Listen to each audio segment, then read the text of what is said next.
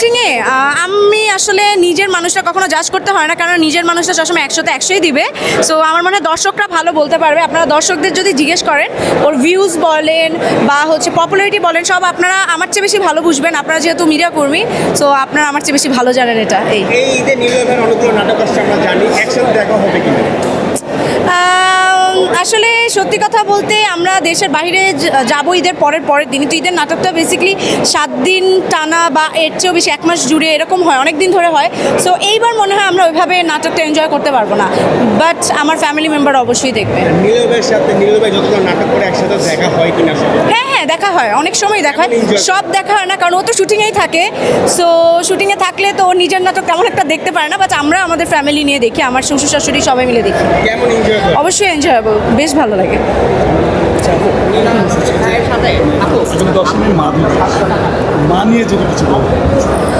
আচ্ছা, মা নিয়ে কী বলবো, আসলে প্রত্যেকের মতে আমার জন্য আমার লাইফের বেস্ট ইন্সপিরেশন মা, অবশ্যই বাবাও সাথে। তবে মার হাত ধরে আমার মনে হয় আমি বেশি সময় যেহেতু মাই দেয়, তো আমি বেশি ইন্সপিরেশন মার থেকেই পেয়েছি। আর আমার মা সবসময় আমি ভুল করলে আমাকে ভুলটা যে কখনো যে সাপোর্ট করে তা না, আমাকে সবসময় গাইড করে। ইভেন আমার এই যে ব্র্যান্ড প্রমোশনের জার্নিতেও যদি কোনো ভুল করি বা আমার মার মনে হয় যে না এই জিনিসটা তোমার করাটা ঠিক হচ্ছে না, এখনও আমাকে গাইড করে, আমি সেটা শোনার চেষ্টা করি। মাকে নিয়ে আসলে অজস্র স্মৃতি, সেটা আসলে খুঁজে বের করাটা সবচেয়ে বড় টাস্ক। সবই স্পেশাল, মায়ের সাথে সব স্মৃতি অ্যাকচুয়ালি স্পেশাল আমার জন্য, কারণ মার হাতের যে মার খাওয়া সেটাও স্পেশাল। তারপর মার প্রথম পরীক্ষা ভালো করার জন্য যে উপহার সেটাও স্পেশাল। মার সাথে আমার ছোটোবেলার না বড়োবেলারই আমি প্রথম মাকে যে কোথাও নিয়ে গিয়েছি ঘুরতে নিজের টাকায়। এতদিন তো সবসময় আমার বাবা মা আমাদেরকে নিয়ে যেত, কিন্তু একটু বড় হয়ে যখন আমি নিজে বাবা মাকে নিয়ে কোথাও গিয়েছি, সেটাও আমার একটা স্পেশাল স্মৃতি। আসলে এত স্পেশাল স্মৃতির মধ্যে কোনটা আলাদা করে পয়েন্ট আউট করাটা ডিফিকাল্ট। লাস্ট কবে মার খেয়েছেন মায়ের হাতে আমি গতকালকেও খেয়েছি, কারণ গতকালকে রাত্রেবেলা আমার আম্মুর বাসা থেকে এসেছি। সো এমন কথা আছে যে মাকে বলা হয়নি? মাকে আমি আসলে আমার মার সাথে আমি খুবই ফ্রেন্ডলি, সব সময় সব কিছু, আমার স্কুলে কি ঘটলো কোথায় কি ঘটলো আমি সব কিছু মার সাথে ছোটোবেলা থেকে শেয়ার করি। কোনো মাকে বলা হয়নি না আমি যে মাকে ভালোবাসি, এটা আমি মাকে অনেকবার নিজের মুখেই বলেছি। সো হ্যাঁ, আসলে আমার মনে হয় যে আমি জানি না এটা কী কারণে, কারণ আমি নিজেই হচ্ছে আমার শ্বশুর শাশুড়ির সাথেই থাকি, এবং আমি আমার পরিচিত যারা সবাই দেখি যে তারা ফ্যামিলির সাথেই থাকে। দু একটা বিচ্ছিন্ন ঘটনা দেখি, বৃদ্ধাশ্রমের সংখ্যা বেড়ে যাচ্ছে এটা আমি বলবো না, তবে এটা বলতে পারি আসলে এখনকার সময়ে বাবা মা দুজনই যেহেতু চাকরি করছে, যেটা একটা টাইমে ছিল না যে আমরা একটা জয়েন্ট ফ্যামিলিতে ছিল, তখন দেখা যায় যে শ্বশুর শাশুড়ি, আমি যতটুকু বুঝি যে বাবা মা চাকরি করার কারণে ফ্যামিলিতে শ্বশুর শাশুড়িই থাকে। যেমনটা আমি যে বাইরে আছে, আমার বেবিকে কিন্তু আমার শাশুড়ি মার কাছে আছে, উনিই পালছে। সো আমি আসলে জানি না যে বৃদ্ধাশ্রমে বেড়ে যাচ্ছে কিনা, কারণ আমি কখনো এটা দেখিও নেই, কল্পনাও করিনি আমার ফ্যামিলিতেও। জি আলহামদুলিল্লাহ, অনেক ভালো, খুবই স্পেশাল আসলে অন্যরকম স্পেশাল। সবসময় তো ব্যস্ত থাকে ভাইয়া, এই বিষয়টা জানতে চাচ্ছি, বাবা আর সন্তানের বন্ডিং। বাবার সন্তানের এটা আসলে যে কোনো বাবার মতোই নীলয় ভাই বাবুকে অনেক বেশি ভালোবাসে, এটা নিয়ে আসলে কোনো ডাউটই নেই। সব বাবাই তার বাচ্চাকে বেশি ভালোবাসে।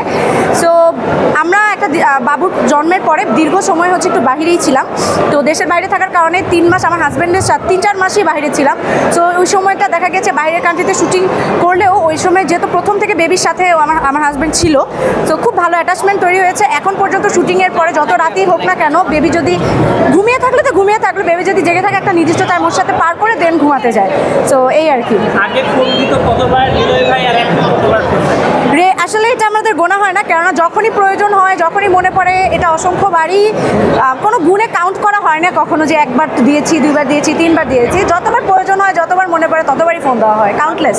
তারপর একটু কিছু আছে না যে আগে তো একটা ছিলেন, এখন বাবু হয়েছে, বাট হ্যাঁ, তা বাবু হওয়ার কারণে যেটা হচ্ছে এখন ভিডিও কলটা একটু বেশি দেওয়া হয়, এটা সত্যি, কারণ বেবিকে দেখতে চায়। আগে যেমন ফোনে কথা বললেই হতো, বাট এখন হচ্ছে বেবি একটা নতুন কিছু করছে, আমি ভিডিও কল দিয়ে দেখাই যে দেখো নতুন কিছু শিখেছে, সেটা একটু বেশি বেড়েছে। বাট ফোন দেওয়া আগের মতোই একদম।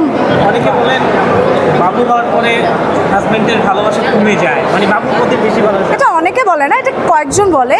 এটা ডিপেন্ড করে আসলে, এটা বাবু হওয়ার পরে না, যার ভালোবাসা কমে সেটা বাবু হওয়ার আগেই কম ছিল, বাবু হওয়ার পরে সেটা প্রকাশ পায়, এটাই। ভালোবাসা কি কমে নাকি প্রকাশটা কমে না, ভালোবাসা কমে না, যার ভালোবাসা থাকে সেটা সবসময়ই থাকে। প্রকাশটা কমে যায়।